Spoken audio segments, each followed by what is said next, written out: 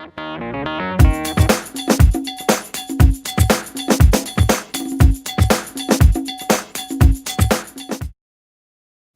stand for the flag salute. Call the April 30th meeting of the Dixon County Commission order. I pledge allegiance to the flag of the United States of America and to the republic for which it stands, one nation, under God, indivisible, with liberty and justice for all. Approval of the agenda with the addition of the considered purchase of the trailer by the Road and Bridge Department. I'll move that we approve the agenda with that addition. Second. Then move to second. Any discussion? Not all in favor say aye. Aye. Motion carried. Consent agenda, minutes of the 23rd work session and regular meeting, abatements of $4,421.68 and wire payments of $4,589.36. I move that we approve the consent agenda. Been moved and Second. seconded. Approve the consent agenda. All in favor say aye. Aye. Opposed, motion carried. Commissioners' comments and committee reports. Laverne? Yes, last Thursday after our commission meeting, I went out to Browns Park to see the Water Fest that they were putting on. I was quite impressed with the amount of school kids out there and the education part of it's not only just conserving water, but they had so many other people that had education programs for them. 294 kids, I think, is what we had. And there's like 15 different stations or so that the kids went through, and like I say, it was, I thought, quite educational for them. Also attended the Dixon County Community Foundation meeting the other night also, their annual meeting. That's about all I have. Lynn? I had lunch the other day. It was just more impromptu with Sheila Biggs, former commissioner, but pertaining a little bit just the fact she's heads up the Central Kansas Mental Health Board, and so just kind of visited a little bit with her on that. All of us have on our agenda or our planners next week we're going to be in attendance at the KCCA convention, and I plan to attend that along with others. I did go to a school program, really not in capacity of county commissioner, but my granddaughter, the musical program over at Solomon, but it also is kind of a reminder of all the activities going on with all the schools, and just a lot of good things happening there, and very impressive, the program, and so it's just kind of good to see the talent out there and the preparation all of them had. It was multiple school ages, so that's all I have. Thank you, Lynn. Our work session, County Treasurer Lee Hearn gave a department update today. We had a discussion on the Wilson and the Ted Ryan bridges, some of the issues we could do with that, and then the other fracture critical bridge report on that from Brad, the time frame on the assessment on that. I attended the Community Foundation luncheon, and also I took the, I can't remember his name, the NGA Terry invitation. Gashoni? Yeah, Terry, went out to the NGA races on Friday. I think if we can work it in our schedule next fall when they have the NGA, we'll probably do a work session out there for an hour so we can see that. I did go to the sale-in on Saturday. I think the pups were 1.42 million, I believe, and 1.4 million. yeah, and then the night before, Which I think set a record. yes, and the night before the female dogs set a record for the highest one sold. Good. I was really, the impact it brings to Abilene and Dixon County is substantial in the greyhound industry. That's all I have. Anybody else? Doug, you have anything? Nothing, thank you. Did have an email from Don Nemechek about our Justice Center. Questions about that? That's the only thing on the email. Presentation of petitions and other proclamations, none. Brad, do you want to give your report? Sure. We received notice earlier this week from U.S. Fish and Wildlife that we've been approved on 2 more bridges, fish passage bridges. One is located at 1521 1000 Avenue, and the other one's at 1832 300 Avenue for $30,000 apiece on those, which will substantially help replace those bridges this year. They also potentially have some additional funding from another project that won't be used. That may be able to use, be a cost sharing with Marion County if that particular project down there happens to come to fruition. Remains to be seen, but we've put our plug in to try and utilize that if we can, and I'll be communicating with Marion County on that, see what they want to do, but it would have to be used this fiscal year, so. Monday, myself and Chancey spent the morning over at Chapman High School. Our Homeland Security Council, North Central Regional Homeland Security Council, was putting on a training session over there dealing with school intruders for the Chapman schools and surrounding schools in the county or the area.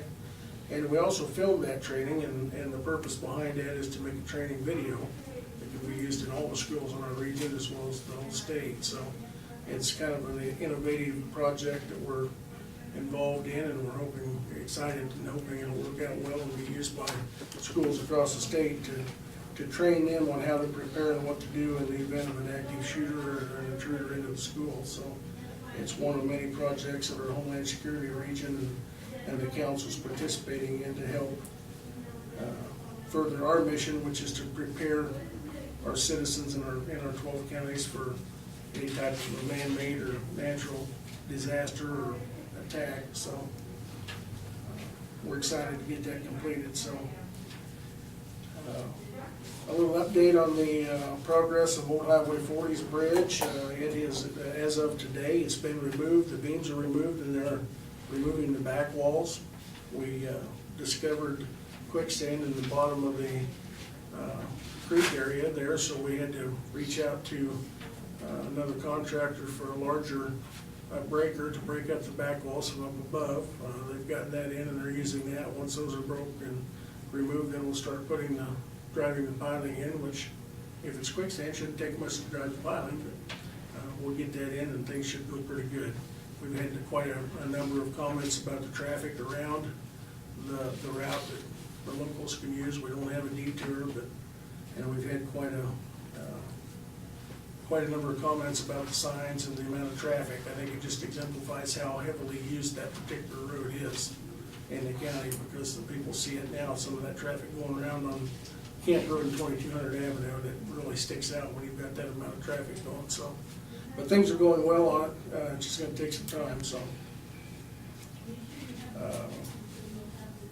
did meet with the City of Enterprise yesterday. Janelle and I went over and met in regards to the Detroit Sewer District. Enterprise is again approached us about the option of sharing that resource.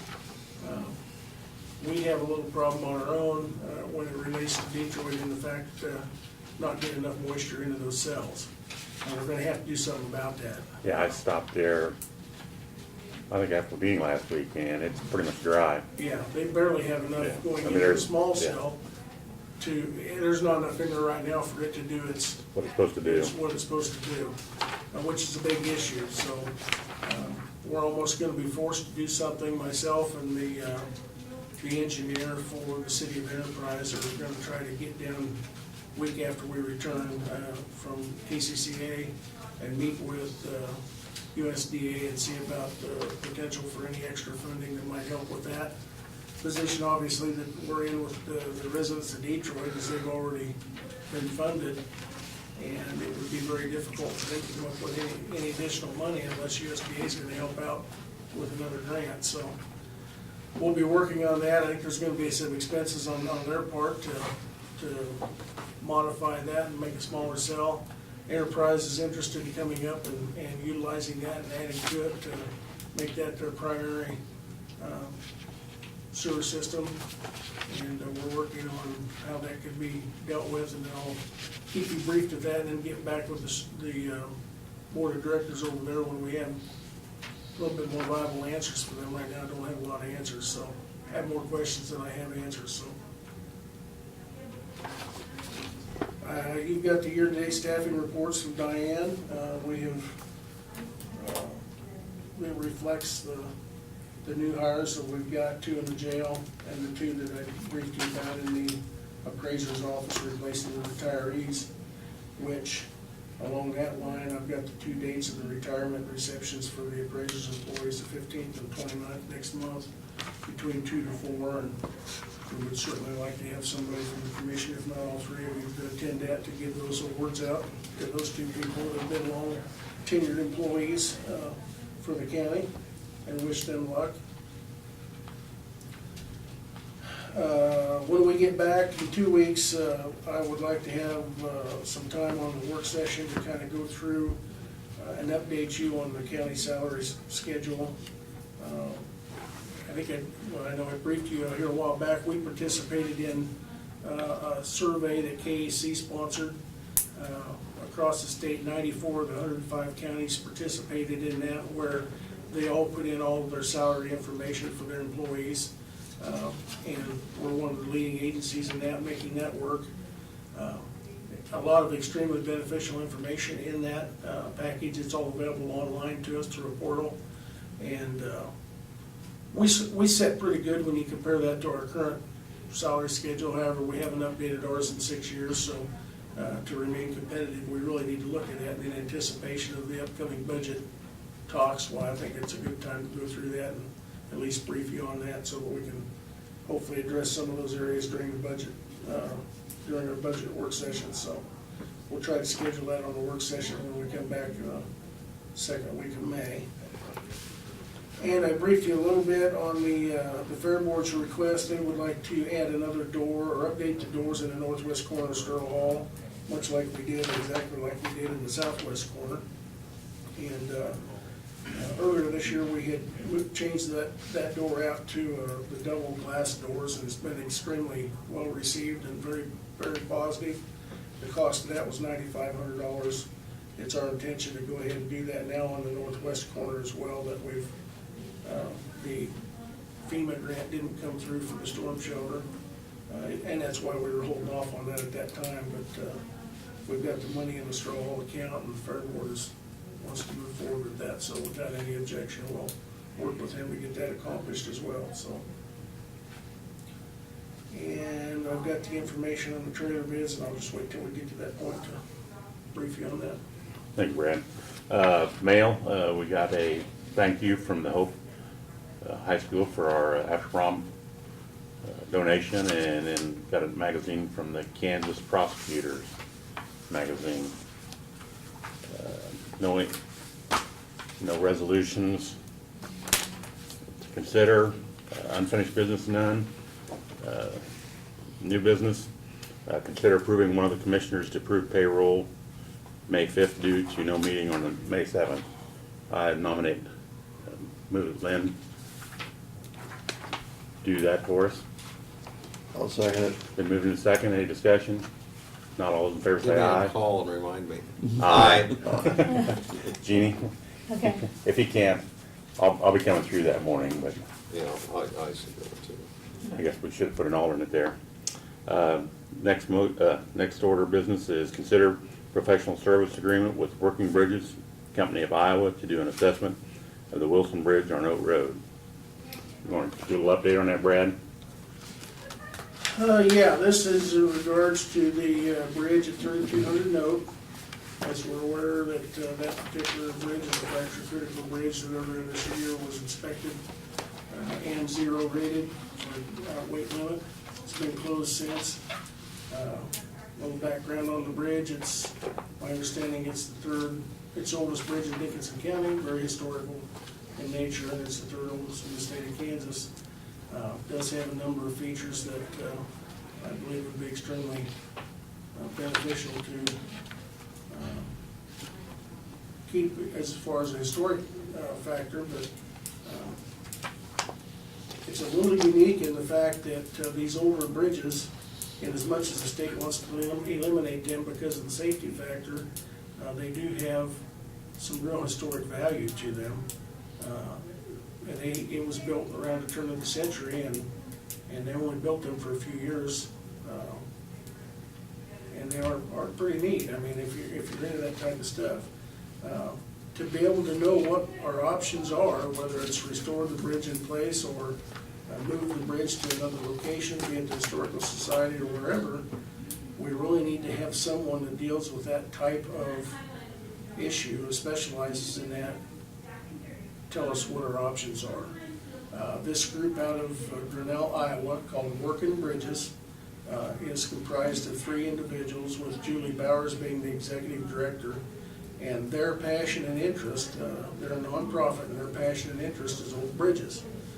Much like some people like restoring cars or painting, they like dealing with old bridges. And they have given us a quote of $8,000 to come on site for at least 2 days and do an assessment of that particular bridge and tell us what our options are. So that's kind of where we're at. What we know for sure is at this point, the bridge is not usable, and it cost us an annual fee of I'm going to say roughly $5,000 as a probably conservative figure to have that inspected, whether we use it or not. And to be able to, whatever direction we decide to go, from all the way from do nothing to a complete restoration, we really have to have somebody tell us what our options are.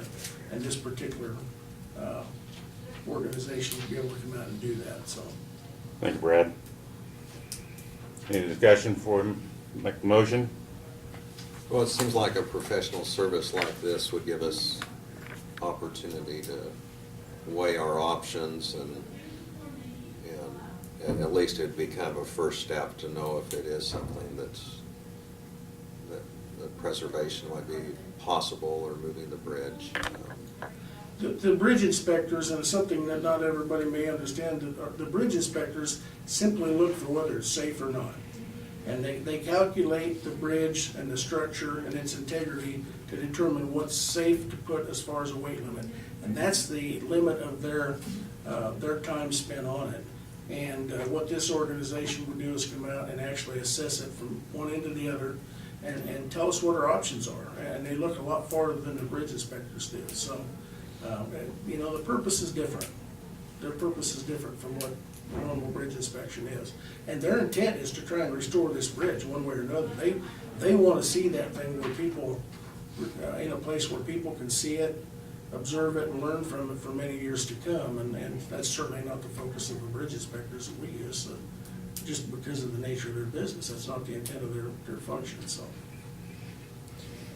Do you know whether we will have the opportunity to actually visit with these people instead of just getting a report from them? yes, as a matter of fact, they encouraged that we would send them all the information. They could look at it ahead of time, and that John, Martin, or whoever would like to be on site with them for as much or as little time, they welcomed the interaction with our local staff, especially our county engineer, to participate in that. So, and I'm sure if we do it at the right time, they'd be more than willing to come in and visit with you guys, or we can arrange a work session to go out on site while they're there. So. Well, I guess I'd prefer that we have that opportunity. Mm-hmm. Any other discussion? If not, I'll make the motion that we approve agreement with Working Bridges of Iowa to do an assessment of the Wilson Bridge on that road. Second. Then moved in second. Any other discussion? If not, all those in favor say aye. Aye. Aye. Motion carried. Thank you. Consider interlocal agreement with Otto Mitchell County for a CDBG accessibility grant. This is the portion or part of the program of the accessibility grant that you agreed to participate in through North Central Regional Planning a few weeks ago. They were able to get Dickinson, Mitchell, Ottawa, and Saline counties to participate in that. And this is just the interlocal agreement that between the 4 counties that needs to be done to further that. And it just needs a signature by the chairman. You've already you've already approved participation in the program, so. You remember when That's it. we made that agreement that they had to have so many people to participate, and they need to know by a certain date, that's what it is. that Yeah, and we this voted is, to participate. this is a grant for people Right. to get money for. Up to handicap- $75,000. Yeah, handicap accessibility to the their house. homes. All right. So, it would be a matching grant type Right. deal. It's no money to the county, our only expense is the advertisement, and the Right. expenses of the grants. Yeah. I'll make the motion that we enter this interlocal agreement with Ottawa, Saline, Mitchell, and Saline counties. Second. Let's see, there was another one, there's 4 of them? Dickinson. Yeah, Dick said, we didn't have Dick, Mitchell, yeah. okay. Mitchell. Motion made, I'll second it. Any discussion? Not, all in favor say aye. Aye. Motion carried. Okay, yeah, let's place on the back, what's the sign here? And there's 2 copies. Those 2 copies. While I'm signing this, consider purchase of the trailer by the Road and Bridge Department. You wanna go over that, Brad? Yes, as we briefed you in the past, we currently have our skid steer, our track skid steer is leased through Bobcat on an annual lease to us. The current lease provides us a trailer that hauls the skid steer. That lease will be up in August of this year, at which time we'll no longer, that particular company's indicated we either have to buy that machine or they can't lease it to us, so it'll be going back to them. So we need to get a trailer. The other vendors have agreed to lease to us, so we would like to purchase a trailer that not only will carry the skid steer, but also the several of the attachments we have for that, so we don't have to make multiple trips from the yard to the job site. And it needs to be heavy duty enough to carry that weight. Martin has done the research and came up with 3 vendors that were able to meet the qualifications and submit bids. And I gave you the tabulation sheet there. The bids range from $17,201 on a high to $13,446, and that's for a 35-foot heavy-duty constructed gooseneck trailer with the features. After reviewing the bids, it's our recommendation in this particular case to accept the middle bid, which is $14,680 from a company called Gator Made Incorporated of Somerset, Kentucky. They would make the trailer to order. It's not a pre-made thing, but their construction is much heavier duty by their specs than the other 2, and we feel like it would be a much better fit and much heavier duty trailer that would last longer for us for the difference. It's actually $700 or $800 higher, but for that difference in money, the construction is by far worth the extra amount. So the funding would come from the Road and Bridge equipment fund. Is the payload significantly different from the other, or is it? This one is a 30,000-pound trailer, and the other one's 25. So it does give a higher gross rating that you can put on it. So, I'd go ahead and move that we accept the staff recommendation to have the Gator made. That was at $14,680. I'll second it. Been moved and second. Any other discussion? If not, all those in favor say aye. Aye. Motion carried. Be no meeting, May 7th. We'll be attending the KAC conference in Wichita. We will be attending the tourism luncheon at the Eisenhower Center on May 8th. Any other thing we need to discuss? If not, I'll entertain a motion to adjourn. Do we need to wait 40 seconds so you can have your 11:25 you predicted there?